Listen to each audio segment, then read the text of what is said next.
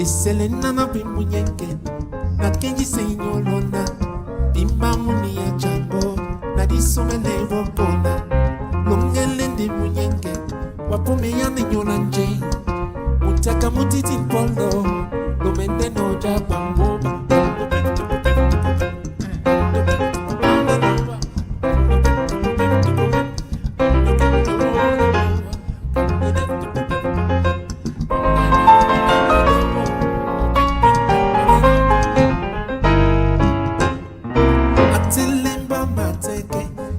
Madiva matombo bande tumbala munateko risomele wogona longelende munyenge wapome ya nenyola nje mutaka mutiti nkondo lumende no jabo. Toda acción humana es colectiva por definición. Dado que la enorme variabilidad, heterogeneidad que nos permite la especie a la que pertenecemos, no hay forma de que la unanimidad se dé de manera inmediata, instantánea, en principio. Habría que ver si es posible realizar la unanimidad total en algún momento, incluso si sería deseable tal cosa. Estamos viendo la serie Pluribus, una reflexión interesante al respecto. Lograr coincidencias a partir de la enorme heterogeneidad que expresa nuestra especie en cada individuo es una empresa trabajosa, plagada de amenazas y tropiezos. No es sencillo lograr coincidencias entre seres humanos, pero cuando se alcanzan las coincidencias o algunas coincidencias, la potencia que despliega nuestra especie es inusitada, ¿no? Pasar de vivir en los árboles a pisar la luna pone en evidencia las capacidades que se despliegan cuando algunos grupos humanos logran coincidencias en eso que hoy llamamos comunidad de interpretación. En general, las coincidencias son provocadas por la realidad misma, ¿no? Se vuelve hegemónico lo que funciona.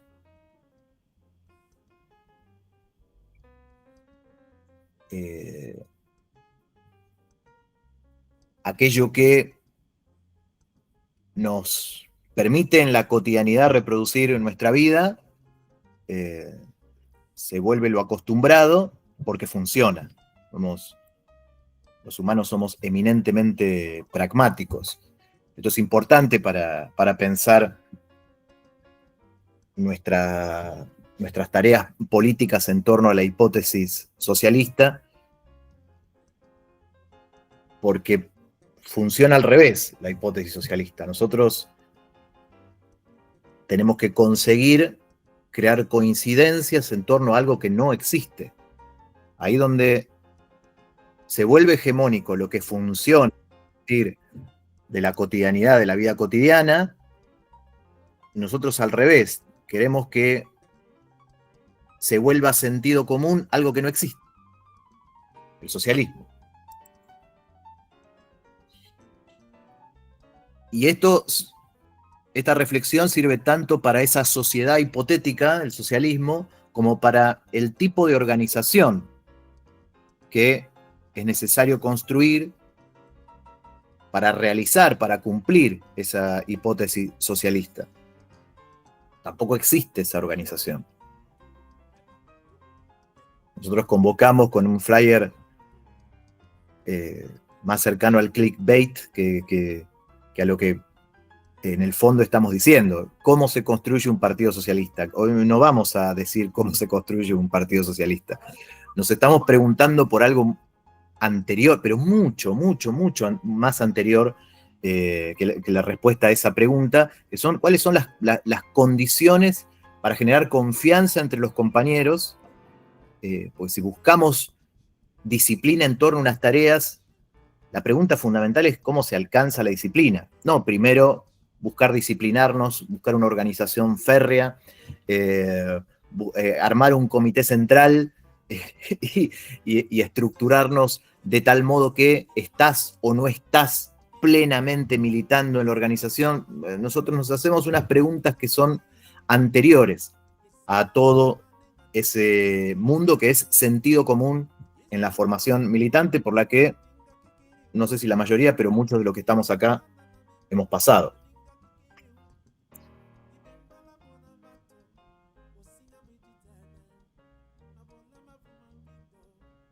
¿Cómo conseguimos entonces hacer avanzar entre compañeros la hipótesis socialista y lo que venimos pensando en relación a las características que debería tener un programa y una estrategia hacia el socialismo? Bueno, en principio, que lo actual, lo hegemónico, no funcione. Ahí cuando la realidad golpea la costumbre, golpea las ideas que tenemos establecidas acerca de cómo funciona el mundo, se ponen en crisis, ese es el momento en el que tenemos que pensar con cuáles medios intervenir para que las ideas socialistas se ofrezcan como una alternativa a las ideas acostumbradas en torno al capitalismo. Porque, mal que mal, el capitalismo funciona. Sabemos cuál es su lógica, cuáles son sus efectos de polarización en dos clases, de concentración de la miseria en una y de la riqueza en otra, de cosificación de las relaciones sociales, de degradación educativa, de crecimiento de la población sobrante y embrutecida. Todo eso lo sabemos de esas consecuencias, pero mal que mal, en la cotidianidad, uno quiere tomar un colectivo, va a una esquina, en general el colectivo pasa. A nosotros acá nos acaban de reconectar el suministro de gas después de 3 meses de no tener gas, y las hornallas encienden, y todo lo que tiene que haber detrás en términos organizativos para que eso suceda forma parte del modo de producción capitalista, de manera que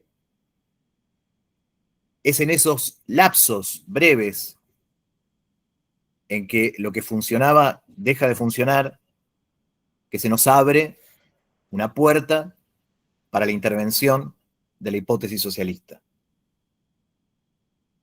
En esos momentos en los que la costumbre, lo acostumbrado, se pone en duda. Porque la enorme mayoría de los trabajadores confía en el capitalismo, pero no porque estén alienados. Hay todo un asunto a desarrollar. Nos debemos una charla o un texto respecto al concepto de alienación. Anteayer estuvimos en la presentación de la revista de los compañeros de Síntesis y apareció el término, pero no teníamos tiempo de desarrollar algunas reflexiones al respecto. Pero al margen de las bibliotecas que hay escritas respecto de cómo se traduce el concepto de alienación o de enajenación de la obra de Hegel o de los manuscritos de Marx o de Historia y Conciencia de Clase de Lukács, etc. Al margen de todas esas discusiones filológicas o filosóficas e interesantes, hay una idea de sentido común de la alienación que es no estamos desplegando una vida auténtica, no estamos viviendo una vida auténtica. Hay algo que nos aliena y que nos hace vivir una vida que no es la vida que en realidad deberíamos tener. Habría una suerte de interioridad oprimida que no se despliega, vivimos alienados y por eso confiamos en este sistema. Bueno, tendemos a pensar que no se trata de eso. La vida que vivimos es la que hay. No hay una vida auténtica que no estamos viviendo, es la que tenemos, y cuando no funciona, cuando entra en crisis, podemos intervenir para explicar por qué no funciona, a qué se debe la crisis y por qué las crisis son recurrentes en el sistema capitalista. Que la mayoría de los trabajadores confíen en el sistema capitalista no se debe a que estén alienados, no se debe a que sean tontos, no se debe a que les falten capacidades de intelección de la vida en esta sociedad, sino fundamentalmente a que es lo que ha funcionado en general. Esta vida es la que en general ha funcionado. ¿Y por qué de la nada se va a confiar en una sociedad que no existe? Somos nosotros los que tenemos que crear los medios para intervenir cuando hay una crisis. No solamente una crisis en términos económicos, crisis de sobreproducción, como venimos charlando con Astarita y estudiando desde esa perspectiva, sino también cuando la crisis es política, es decir, cuando millones de trabajadores ponen en suspenso sus convicciones, sus certezas acerca de la sociedad en la que vivimos. Cuando esas ideas acostumbradas vacilan, tiemblan, ahí podemos intervenir y nuestro trabajo, buena parte de nuestro trabajo cotidiano consiste en crear los medios para intervenir en esas excepcionales ocasiones. Las crisis son excepcionales. No vivimos en una crisis permanente, porque es contradictorio. Una crisis no puede ser permanente. Hay momentos de crisis hasta que nos acostumbramos al nuevo estado de cosas. Y ojo, porque nuestras propias ideas también son vulnerables a los golpes de la realidad. Deben serlo. Deben ser puestas a prueba en la realidad, en el mundo en que vivimos. Por eso es crucial que nuestro trabajo en torno a la creación de un programa y una estrategia socialistas tengan carácter sistemático, coherente y realista. Construir una organización socialista, eso que en los apuntes que mandamos dice, requerimos la construcción de una comunidad de interpretación. Esta interpretación, que es la manera de abordar, de analizar, de leer la sociedad en la que vivimos, tiene que tener el rasgo de sistematicidad, es decir, que sea una interpretación, no una serie de consignas, una serie de tareas, una concatenación de ideas que nos parece que están del lado bueno de la historia, como dice cierto sentido común progresista, y entonces voy a dar ejemplos del trotskismo. Estamos en contra de la minería y el extractivismo, pero cuando una compañía minera se va del país, salimos a reclamar porque un montón de trabajadores se quedan sin trabajo y decimos que no se vaya la compañía minera. ¿Dónde está la coherencia entre esas dos consignas? Defendemos la agenda feminista histórica y a la vez defendemos la agenda del transactivismo, pero son contradictorias en puntos fundamentales. Por empezar, en qué es una mujer, digamos, ¿no? ¿Cómo se concilia dos series de consignas que se contradicen entre sí? No es simplemente que son diversas, se contradicen, ¿no? Para el feminismo, una mujer es un dato objetivo de la realidad. Para el transactivismo, una mujer es un sentimiento íntimo individual. La Asamblea de Intelectuales Socialistas, que elaboró un documento para un comunismo futuro, pero después sale a defender a una burguesa ladrona como Cristina Fernández. ¿Cómo se concilia el comunismo del futuro con el peronismo del presente? O cuando constantemente se hace agitación o propaganda y el sujeto político es una multiplicidad de identidades. Trabajadores, mujeres, juventud, pueblos originarios, todo esto seguido de comas, guiones, como si no pudiera explicarse todo por relaciones de clase dentro del capitalismo, sino que hay que distinguir todos músicos, ¿no? Artistas, intelectuales. Ahora, dentro de poco, vi ayer un reel de Miriam Bregman invitando a una reunión de artistas e intelectuales. ¿Qué son los artistas intelectuales que no pertenezcan o a la clase trabajadora o a la clase burguesa? Digamos. Eh, este carácter asistemático del programa y de la estrategia de trotskistas es algo que para nosotros impide generar confianza en torno a la interpretación de la realidad. Coherencia. Tiene que ver con esto que mencionamos recién, pero también una coherencia respecto de cómo funciona la realidad. Agitar que hay un gobierno fascista, mientras para cualquier trabajador vivimos en una democracia burguesa común y corriente, es hablar, no sabemos a quién se le está hablando cuando se dice hay fascismo, luchemos contra el fascismo. O anteayer hubo elecciones en el sindicato docente ADEMIS, que es el sindicato, uno de los 17 sindicatos docentes que hay en la ciudad de Buenos Aires. Hay 53.000 docentes en la ciudad de Buenos Aires. Alrededor de 30.000 están afiliados. 2.000 están afiliados a ADEMIS, que es casi el 4% del total. Votó un poco más de la mitad, 1.300 docentes votaron, 1.300, de 53.000 que hay en la ciudad. ¿Qué dijo ADEMIS? Gran elección, masiva votación. ¿Comparado con qué? Masiva concurrencia de los docentes a votar. Pero, ¿cuál es la referencia para decir que fue masivo? Lo mismo con las últimas elecciones, ¿no? Conquistamos 3 bancas, cuando en realidad renovaron 3 de las 4 que tenían que renovar, es decir, perdieron una.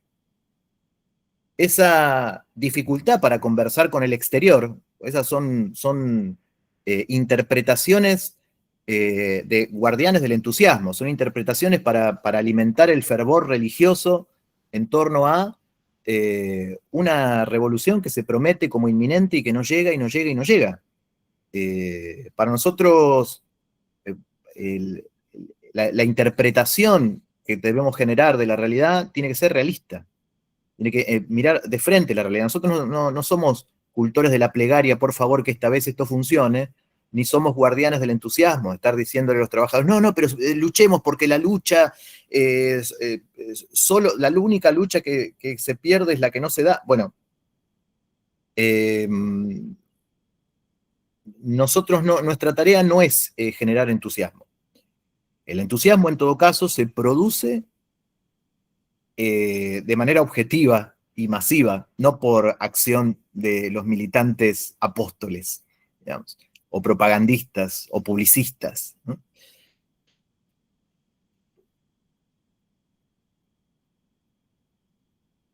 Y un elemento fundamental que tiene que tener en cuenta nuestra interpretación de la realidad, de la sociedad, esto que llamamos la tarea de construir un programa, es el tiempo.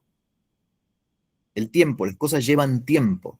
Llevan tiempo y no podemos prever los sucesos.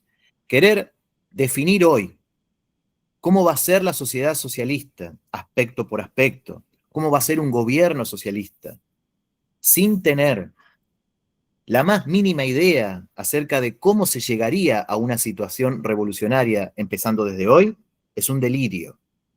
Es un delirio, no podemos ver cómo sería una sociedad socialista, en qué condiciones se gobernaría. Y lo mismo en relación a la organización encargada de eso.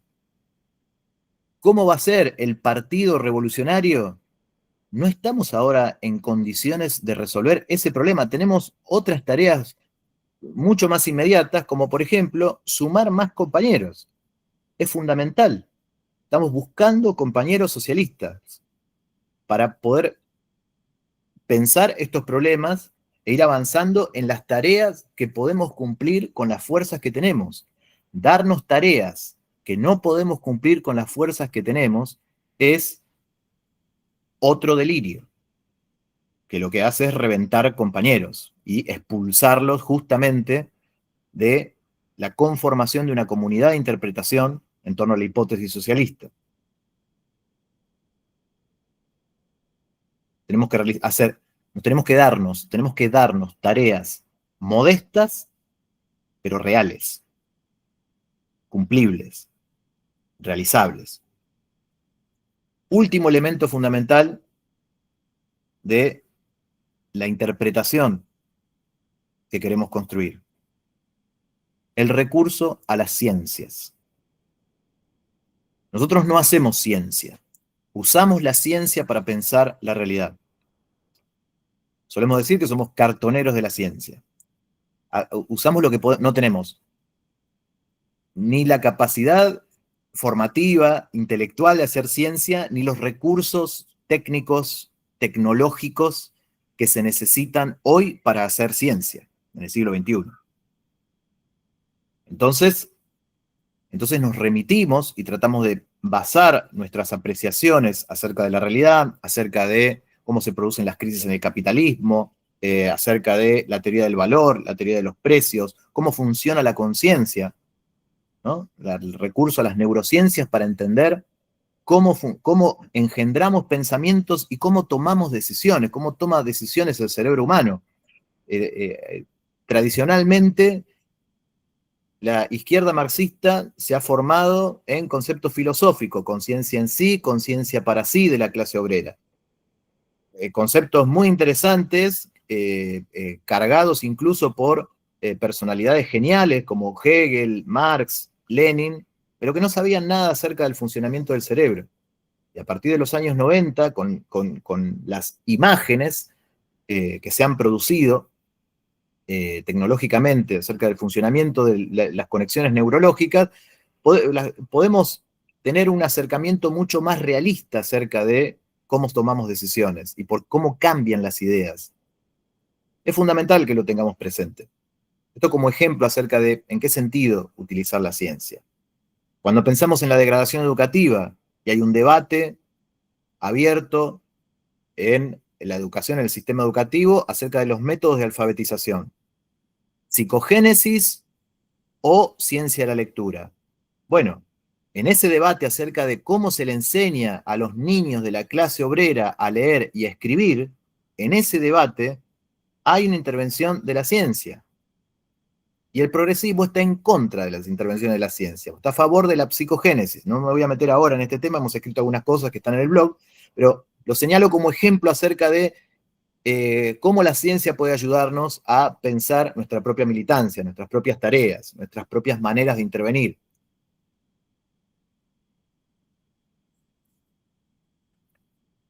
Por último,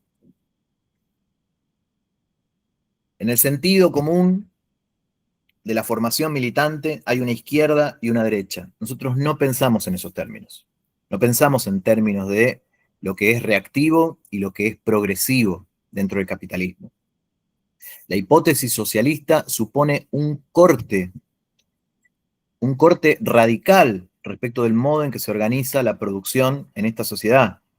No es que vamos a ir progresando reivindicación por reivindicación a favor de fortalecer el Estado burgués hasta que estemos en mejores condiciones para realizar el socialismo. El socialismo no se alcanza por una sumatoria de conquistas parciales. Es un corte radical con la forma en que se organiza la sociedad. En lugar de organizar la sociedad en función de la valorización del valor, es decir, en función de la acumulación de ganancias, se organiza la producción social en función de satisfacer necesidades humanas. Para alcanzar esta distinción, no podemos seguir sosteniendo que hay una derecha a la que pertenece Trump y que es lo opuesto de esa izquierda progre donde estarían Hillary Clinton como lo más indeseable y Bernie Sanders como lo más parecido a lo que nos gustaría, o Mandani como lo más parecido a lo que nos gustaría.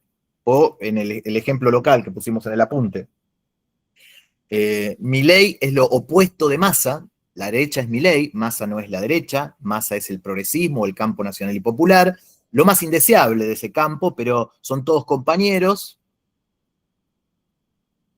Grabois es algo mucho más agradable, es algo mucho más cercano a lo que nos gustaría hacer. Bueno, en ese continuum donde la izquierda va progresando desde Massa hacia Grabois, hacia Miriam Bregman, poquito a poco la conciencia de los trabajadores se iría corriendo sin darse cuenta hacia una posición de antagonismo en relación al sistema capitalista.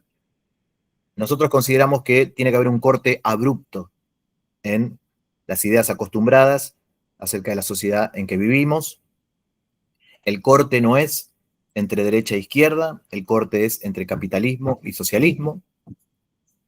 Y el campo nacional y popular pertenece al campo capitalista, al campo burgués. Y es nuestro enemigo.